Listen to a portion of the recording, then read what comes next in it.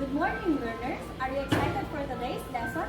Come and join me in an awesome adventure in music, arts, PE, and health. Dahil sa Mati 8, isip ay siksik, katawan ay liliglig, kaya halina at matuto with Ma'am A. Music 8 Quarter 3 Lesson 2 Music of South Asia, Central Asia, and West Asia. Our topic, Instrumental Music of India.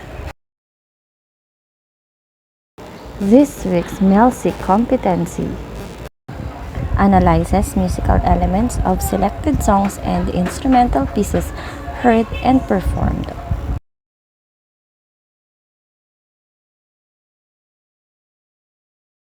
So, are you ready to explore the different instruments of India?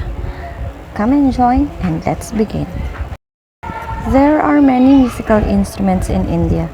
Some instruments were used primarily in North Indian music called Hindustani Sangeet, while many other instruments are used in South Indian music or Carnatic Sangeet. Instrumental music is often similar to vocal music, but sometimes they have distinctive instrumental styles. There are 5 known traditional systems for classification of instruments in India. 5 classification of Indian instruments.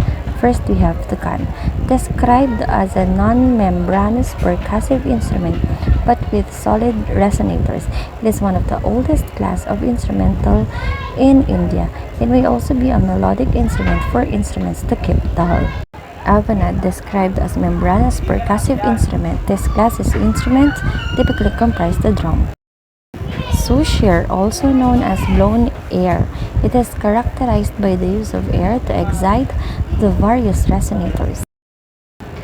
Tat, referred to as Veena during the old civilization. This class of instruments are plucked or stringed instruments.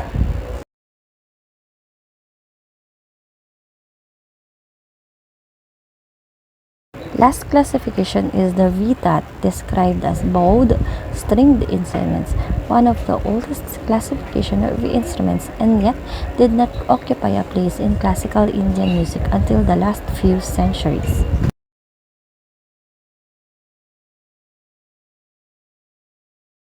Let's begin with the instruments under Kan.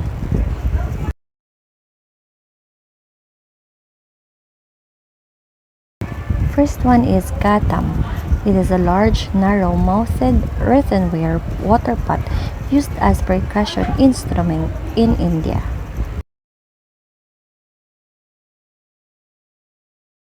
This is how they played the Gatam.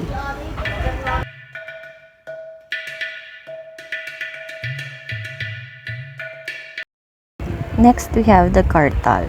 It is an ancient instrument used in devotional folk song. A Sanskrit word kara means hand, tala means clapping, that is kartal. This is how kartal instrument being played. Next we have Manjira. It is a pair of clash cymbals. It makes high-pitched percussion sound. A pair of small hand cymbals. Let's watch and hear how Manjira being played.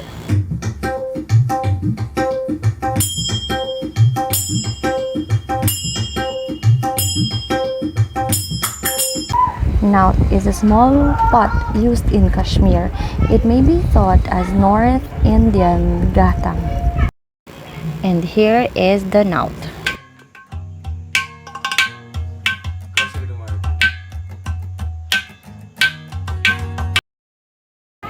Daf is a large Kurdish and Persian frame drum used in popular and classical music, considered as national instruments of Pakistan. This is how Daf being played.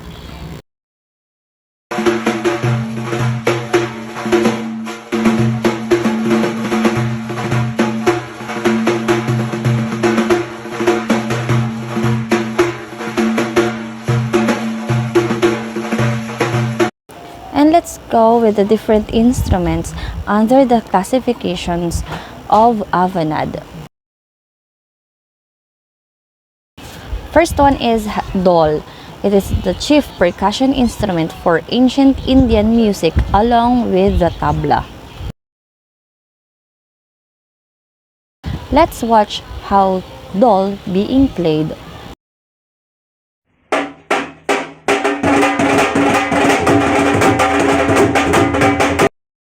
Then we have the tabla, a pair of drum used in traditional, classical, popular, and folk music, made of hollowed out wood or clay or brass.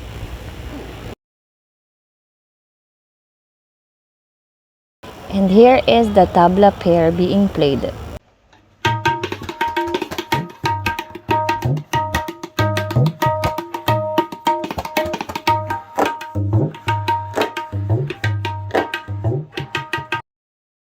At dahil ang tabla is a pair of drum, the first drum is called the dayan. It is a smaller drum that creates treble and tonal sounds, while baya is the larger drum which produces bass sounds. Third classification of Indian instrument is the sushair or the blown instruments. Under the sushair, we have the shank. It is a shell of a large predatory sea snail found in Indian Ocean. It is used as a trumpet in Hindu ritual. In the past, used as war trumpet.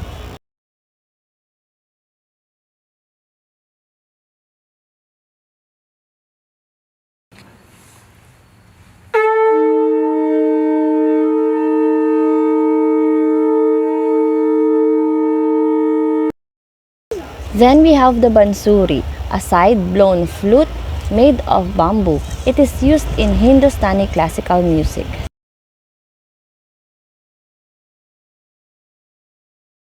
Wondering how Bansuri sounds and being played? Let's watch this.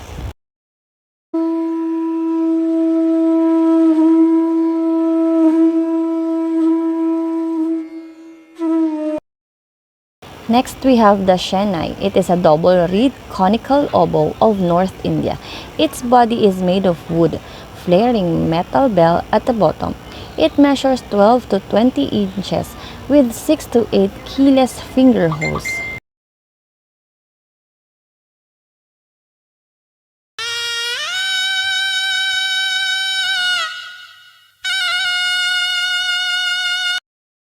Shruti box, also known as surpeti. It is similar to harmonium. It is used to provide drone in a practice session or concert of Indian classical music. Wondering kung paano ito tumutunog? Halina at panoorin.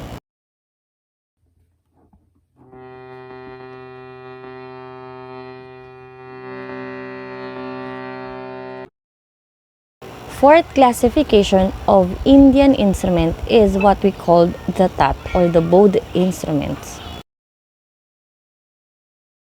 First kind of tat is the sitar. It is a plucked instrument used in Hindustani classical music. It was invented in medieval India and flourished in the 16th to 17th century.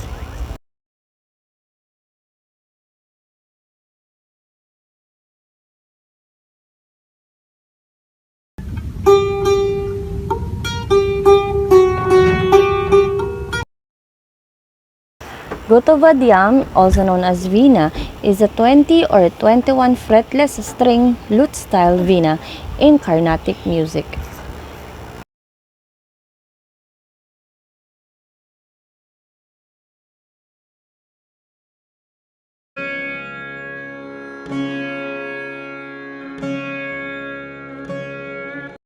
And then we have the ektar or gopi yantra. It is mainly played by baul singers in Bengal.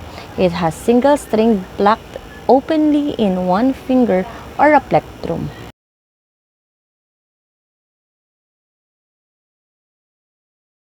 This is how ektar being played. Last classification of Indian instrument is the vita.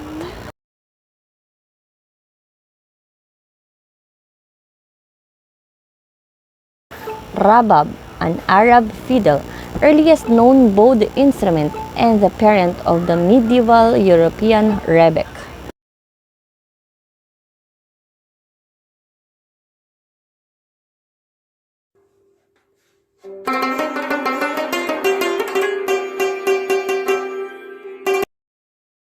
Banam is an ancient fiddle-like instrument played by the Santals.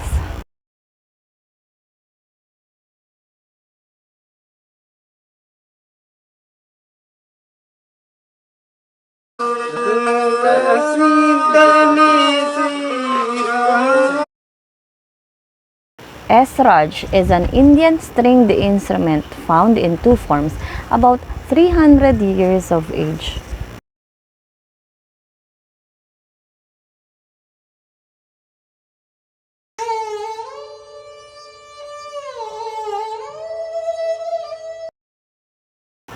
Chikara is a simple spike fiddle similar to sarangi. It has 3 strings, 2 horsehair, and a 1 steel.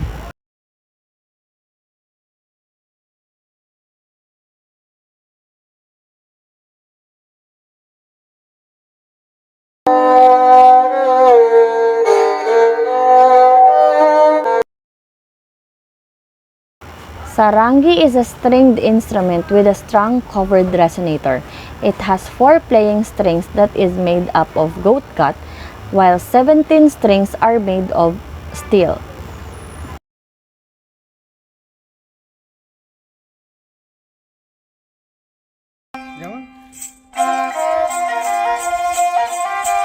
Did you find this lesson interesting? Then let's do this activity. With the code MQ2L1 and 2, name it. Name the following Indian musical instrument. Write your answers in your notebook. This is numbers 4, 5, and 6.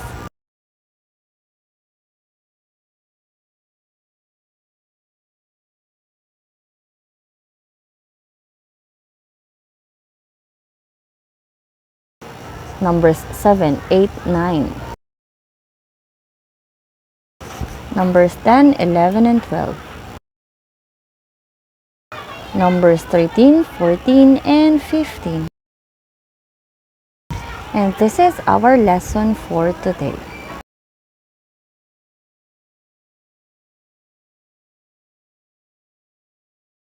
Please like, subscribe,